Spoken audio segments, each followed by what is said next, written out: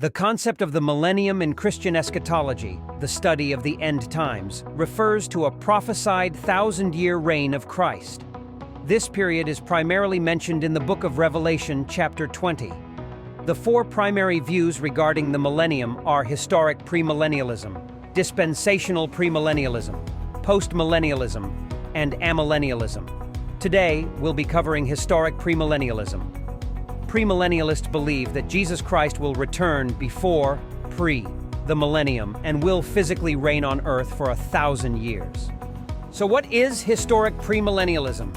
It's called historic premillennialism because it's believed to be what the early Christians and the early church fathers believed. It is seen as a continuation of the eschatological views that were prevalent in the first few centuries after Christ. Dispensational premillennialism, in contrast, emerged more recently in the 19th century. What do historic premillennialists believe about the millennium?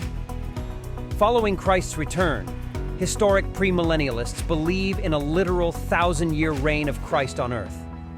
The 1,000 years is not merely a symbolic representation of a long period of time, like post-millennialism or amillennialism.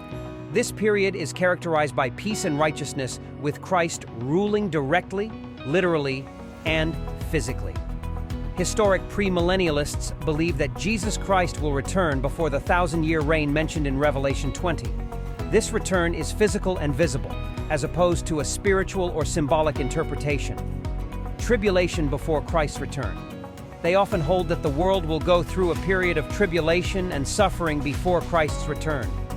Unlike dispensational premillennialism, historic premillennialism does not typically emphasize a pre-tribulation rapture, where believers are taken to heaven before the tribulation. Unlike some other eschatological perspectives, historic premillennialism traditionally holds that there will be a single resurrection of both the righteous and the wicked, followed by a final judgment. This differs from dispensational premillennialism, which often posits multiple resurrections. Final judgment. After the millennium, the final judgment will take place. This involves the judgment of all people, both living and dead, and the final defeat of Satan and evil. Historic premillennialism typically posits that there will be a single final judgment occurring after Christ's millennial reign. This differs from some other eschatological viewpoints, particularly dispensational premillennialism, which often suggests multiple judgments. For example, one for the church, one for Israel, and one for the nations. New heaven and new earth.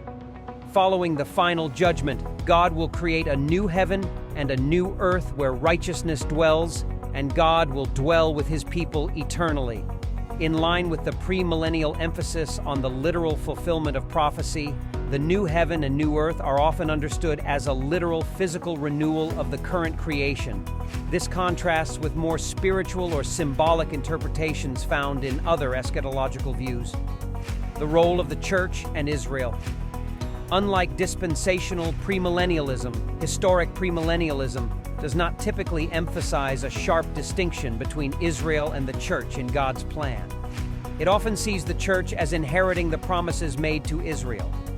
Historic premillennialism is distinguished by its belief in a literal future thousand-year reign of Christ on earth following his second coming, a single resurrection and judgment event, and a more generalized approach to prophecy and end times events. It contrasts with the symbolic millennium of amillennialism, the post-millennial return of Christ in post-millennialism, and the detailed prophetic timelines and rapture theology of dispensational premillennialism.